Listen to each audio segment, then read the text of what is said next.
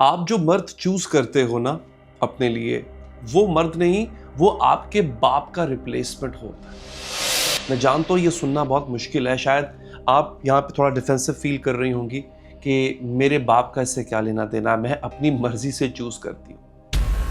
लेकिन अगर आप ऑनेस्टली अपने रिलेशनशिप की हिस्ट्री को देखो ना, गलत मर्दों का पैटर्न, इमोशनली अनअवेलेबल लोगों की तरफ अट्रैक्शन, जो आप अट्रैक्ट होते हो, जो आपको मिलता नहीं है उसी को चाहने का दिल करता है, जो हर्ट करता है उसको आप छोड़ नहीं पा रहे हो, ये सब एक कोइंसिडेंस नहीं होता, ये आपका बचपन है जो एडल्ट लाइफ में रिपीट हो रहा होता है। और जब तक आप ये कनेक्शन नहीं समझोगे, आप ये साइकिल कभी भी ब्रेक नहीं कर पाओगे।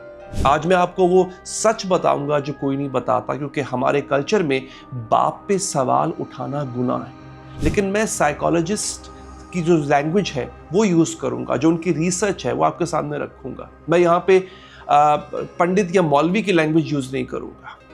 ये साइकोलॉजी कहती है कि आपकी हर रिलेशनशिप प्रॉब्लम का जो रूट है वो शायद आपके बचपन में होता है।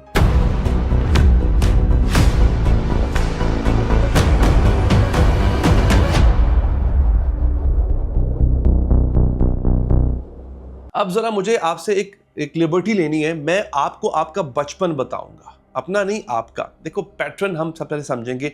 सबसे पहला पैटर्न ए है जिसे हम कहते हैं दी एब्सेंट फादर।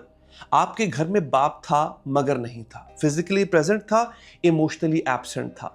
वो काम पे जाते थे, वापस आते थे, खाना खाते थे, सो जाते थे। आपसे कभी बात नहीं होती थी, कभी पूछा नहीं कि बेटी कैसी हो, स्कूल कैसा है, क्या फील कर रही हो। आपको उनका अटेंशन चाहिए था मगर मिलता नहीं था। Pattern number B, the critical father. या फिर होता यह था कि आपके जो बाप हैं वो हमेशा आप पे क्रिटिसाइज करते थे, ये गलत वो गलत, तुमसे कुछ हो नहीं पाता, तुम कुछ कर नहीं पाती हो। कभी अप्रिसिएशन नहीं दी, कभी वैलिडेशन नहीं दी। आप कुछ भी करो वो काफी नहीं था उनके लिए। आप उस लिटिल गर्ल की तरह उनकी अप्रूवल ढूंढती रही जो कि आपको कभी मिला ही नहीं। Pattern number C, the unpredictable father. या शायद आप यूं कह लें कि आपके फादर कभी प्यार करते थे, कभी गुस्सा करते थे, कभी हीरो थे, कभी विलन थे।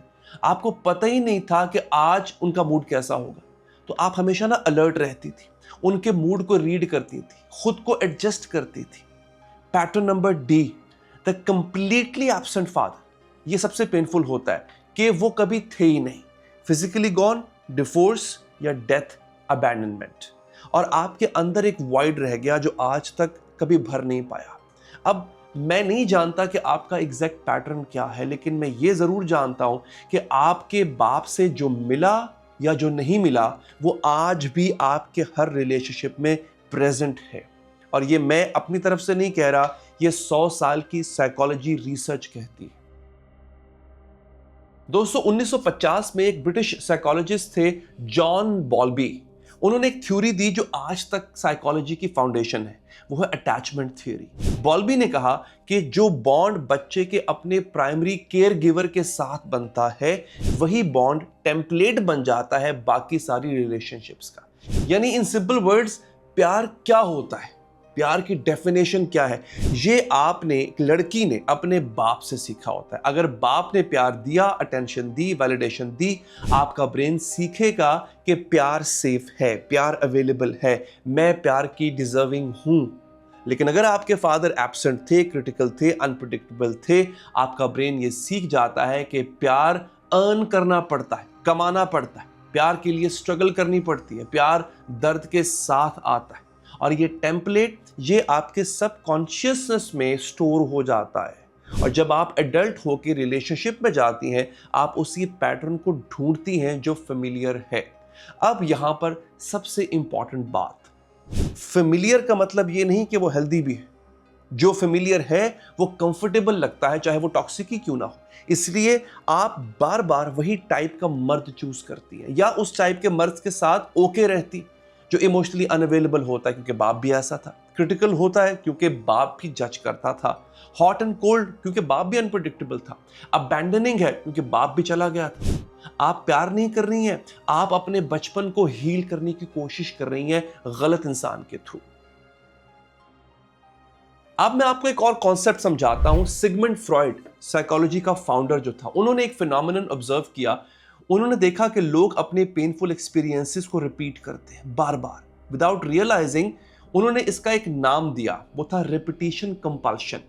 फ्रॉइड ने कहा कि जब कोई ट्रॉमा रिजॉल्व नहीं होता, हील नहीं होता, तो अनकॉन्शियस माइंड उसको रिक्रिएट करता है। क्यों? क्योंकि सबकॉन्शियसली आप डिफरेंट एंडिंग, एक मुख्तलिफ एंडिंग चाहते हो। This is the breakthrough movement दोस्तों आपकी जिंदगी में। सोचिए, बचपन में आपके बाप ने आपको अटेंशन नहीं दी, आपके अंदर एक वुंड रह गया कि मैं अटेंशन की वर्दी नहीं हूं, उसके काबिल नहीं हूं। अब एडल्ट लाइफ में आप इमोशनली अनअवेलेबल मर्द चूज करती हैं। क्यों? क्योंकि आपका सबकॉन्शियस सोचता है कि अगर इसको बदल सकती हूं, अगर इससे अटेंशन ले सकती हूं, तो प्रूव हो जाएगा कि मैं अटेंशन के लिए वर्दी हूं, काबिल हूं। आप उनको नहीं बदल रहे होते, आप अपने बाप को बदलने की कोशिश कर रही हैं उनके थ्रू।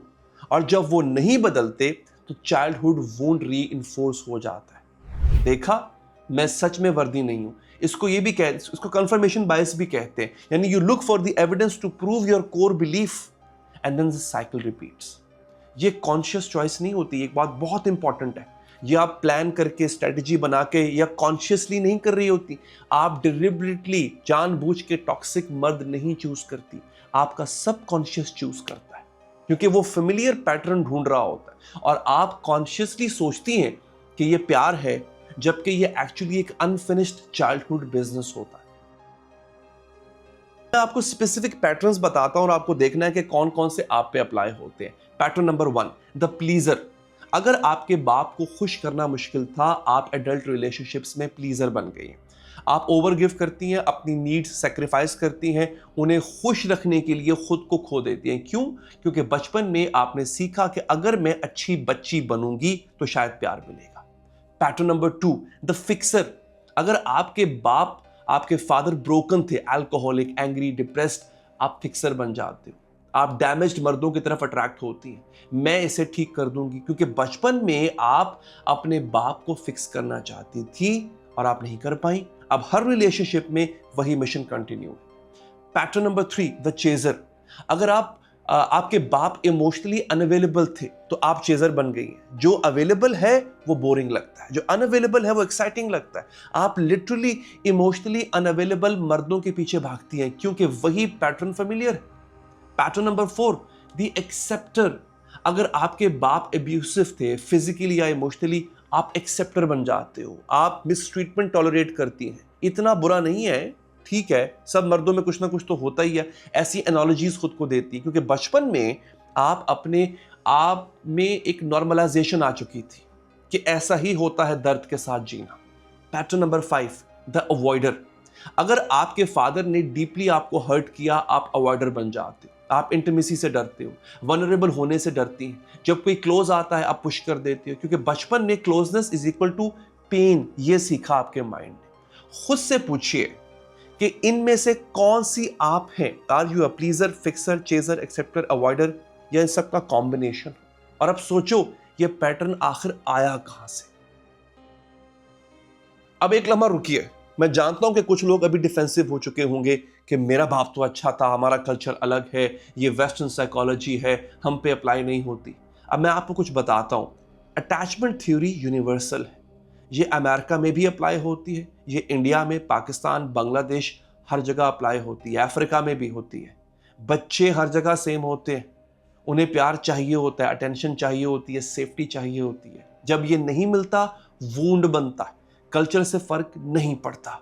और रही बात मेरे बाप अच्छे थे की, तो मैं ये नहीं कह रहा कि आपके फादर बुरे थे। मैं ये कह रहा हूं कि जो आपको चाहिए था वो शायद नहीं मिला, और वो गैप वो आज भी आपके रिलेशनशिप्स में कहीं ना कहीं दिख रहा है। ये ब्लेम नहीं है, ये बेसिकली अवेयरनेस है। अब मैं आपको वो बात बताता हूं जो सबसे ज्यादा दर्द देगी और सबसे ज्यादा हील भी करेगी आपको। जब आप किसी मर्द के साथ, आप एक्चुअली क्या ढूंढ रही होती हैं? जब आप किसी मर्द के साथ होती हैं, what are you looking for? Surface level पे प्यार, अटेंशन, केयर, रिस्पेक्ट। लेकिन डीपर लेवल पे आप ढूंढ रही हैं वैलिडेशन, कि मैं वर्दी हूं, मैं इनफ हूं, मैं लवेबल हूं। ये वैलिडेशन आपको बचपन में मिलनी चाहिए थी। आपके फादर को कहना चाहिए था, बेटी तुम परफेक्ट हो, तुम इनफ हो, तुम्हें कुछ प्रूव नहीं करना है। अगर ये मिला होता, आप आज सिक्योर होती, आपको किसी मर्द की अप्रूवल की जरूरत नहीं होती, आप किसी टॉक्सिक रिलेशनशिप में ना फंसती या उसको टॉलरेट ना करती। लेकिन वो वैलिडेशन नहीं मिली और अब आप वो वॉइड फिल करने की कोशिश कर रही हैं गलत जगह से। यहां सबसे पेनफुल ट्रूथ है, वो वॉइड कोई मर्द फुलफिल नहीं कर सकता, कोई बॉयफ्रेंड, कोई हस्बैंड, कोई लवर नहीं कर सकता, क्योंकि वो वॉइड चाइल्डहुड का है, बचपन का है। और चाइल्डहुड वॉइड सिर्फ एक इंसान फील कर सकता है और वो है आप खुद। अब बात करते हैं कि ये अनहील्ड फादर वुंड आपको क्या कॉस्ट कर रहा है। कॉस्ट नंबर 1, आपकी बेस्ट रिलेशनशिप्स आप अच्छे मर्दों को रिजेक्ट कर देती है क्योंकि वो बोरिंग लगते हैं। जो एक्चुअली हेल्दी में होता है वो अनफेमिलियर लगता है। तो आप करती क्या है, आप अवेलेबल को छोड़ के अनअवेलेबल के पीछे जाती है। रिजल्ट, अच्छे लोग आपकी जिंदगी से निकल जाते हैं। कॉस्ट नंबर 2, आपकी सेल्फ वर्थ। हर फेल्ड रिलेशनशिप के बाद आप सोचती हैं कि मुझ में प्रॉब्लम है। नहीं, आप में प्रॉब्लम नहीं है, आपके पैटर्न में प्रॉब्लम है। लेकिन जब तक पैटर्न को आप आइडेंटिफाई नहीं करोगे, समझोगे नहीं, खुद को ब्लेम करते रहो। कॉस्ट नंबर 3, आपके बच्चे। अगर आपके बच्चे हैं, वो ये सब देख रहे हैं, आपकी बेटी सीख रही है कि मर्द ऐसे होते हैं, आपका बेटा सीख रहा है कि औरत से ऐसे ही ट्रीट करना चाहिए, साइकिल नेक्स्ट जनरेशन में ट्रांसफर हो रहा है आपका। कॉस्ट नंबर 4, आपकी खुद की जिंदगी सबसे बड़ा कॉस्ट है। आप अपनी पूरी जिंदगी एक जख्म को हील करने में गुजार देते हो गलत तरीके से।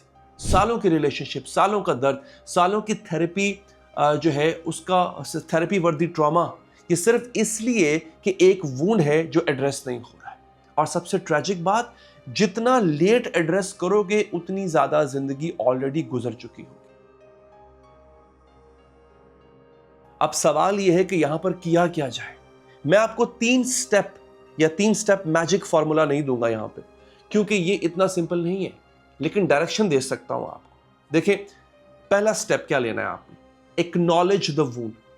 पहले एक्सेप्ट करो कि वुंड है, डिनाइल में नहीं रहना। हीलिंग का ऑपोजिट है ये। जब तक आप कहोगी कि मेरे बाप का इससे क्या लेना देना, आपका पैटर्न रिपीट होता रहेगा। Number 2, see the pattern.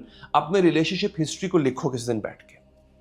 हर मर्द जो आपकी जिंदगी में आया, या अगर एक ही मर्द है तो उसकी कौन कौन सी बात आपने टॉलरेट की, तो आप देखो उसमें से कि क्या कॉमन था, कौन सा पैटर्न बार बार रिपीट हो रहा था, और फिर सोचो ये पैटर्न मेरे बाप से कैसे कनेक्टेड है।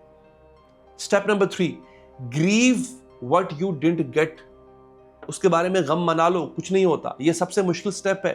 आपको ग्रीव करना है, आपको गम मनाना है। किस चीज का? जो नहीं मिला, वो अटेंशन जो नहीं मिली, जो वैलिडेशन जो नहीं मिली आपको, वो सेफ्टी जो नहीं मिली। रोना उसमें होगा, गुस्सा निकालना होगा, एक्सेप्ट करना होगा कि वो चाइल्डहुड अब वापस नहीं आ सकता। और फिर और सिर्फ फिर आप चूज कर पाओगे कॉन्शियसली उस पैटर्न के बगैर। फेमिलियर की जगह आप हेल्दी को चूज कर पाओगे, हेल्दी बिहेवियर को चूज कर पाओगे। दोस्तों, आज की जो वीडियो है वो बहुत हैवी थी, मुझे पता है।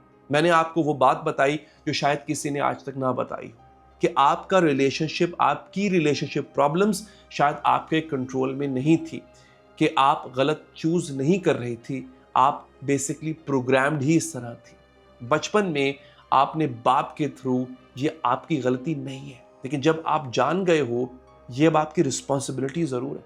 अब आप चूज कर सकते हो कि मैंने इस साइकिल को कंटिन्यू करना है या साइकिल को तोड़ना है।